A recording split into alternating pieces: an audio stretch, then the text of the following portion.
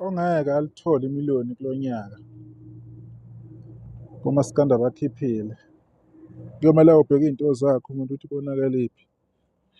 Lo nyaka ilo nyaka wonke umaskandi u-improve-ile, especially u-YouTube unomehluko. Na ku-Spotify iy'ngoma zabafowethu ziza kahle.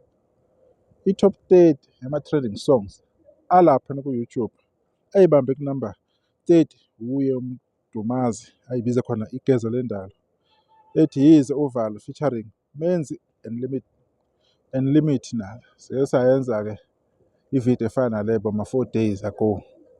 Sibuyile-ke futhi.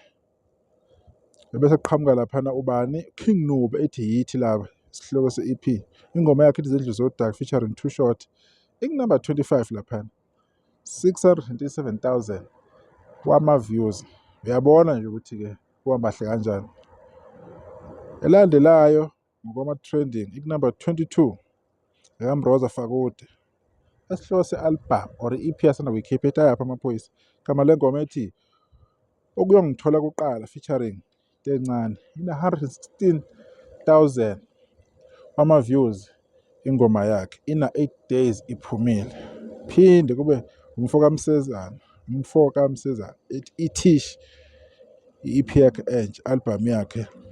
Ingoma ethi kuWandlwane featuring uMjikelo Mzukulu. Isishaye ubani 100,000 wama-views, 100,000 wama-views ingoma yakhe laphana ku-YouTube. Ihleli kunumber 17.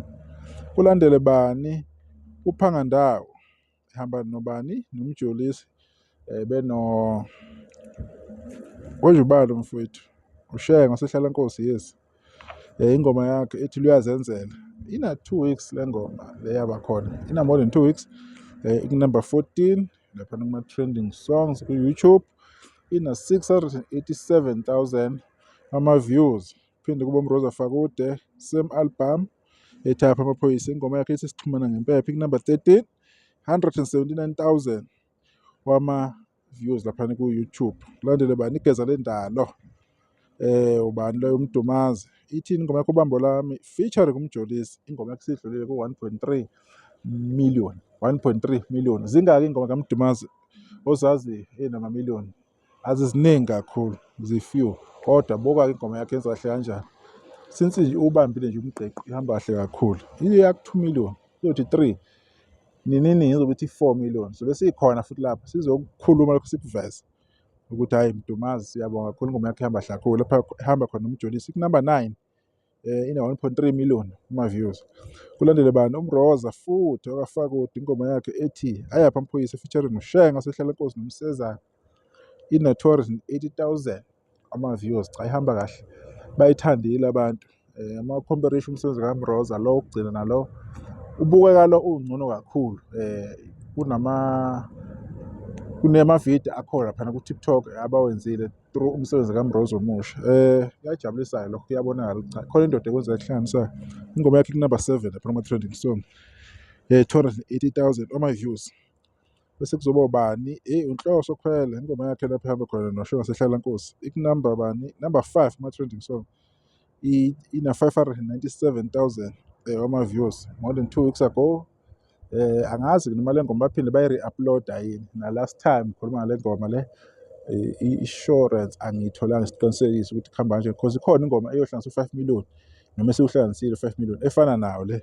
Kodwa-ke angeke sazi abantu bayihlela ngendlela yabo umusic wabo. Bese kuba ubani?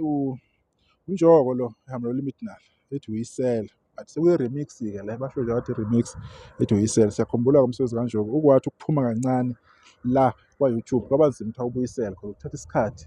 Bagcine sewubuyisela-ke kwi-channel yakhe. Kodwa le i-remix-ke ethi Uyisela. Ina 12 days ihleli number 4. Ina 606,000 wama-views laphana ku-YouTube. Abantu beqhubeke bayidlale lezi nsizwa because kusavela iy'nsizwa lapha iy'ntokazi ayikakaveli. Angazi ukuthi ziyovela nini. Iy'ntokazi zakwethu ayivele nazo. Beqhubeka abantu badlale music wabo bebasupport kakhulu. Bekuyilokho kwamanje besizokuveza sizokhuluma ngakho. Sisalindela-ke esizokuletha la kwindofela Soweto TV. Sibonge wonke umuntu othola ithuba ukuthi abuke le video kuze kufike lapha-ke. Sibonge nabo bonke abantu abathola ithuba lokusubscribe becomment benze zonke izinto. Until next time, ngiyabonga. Nisalahle nonke.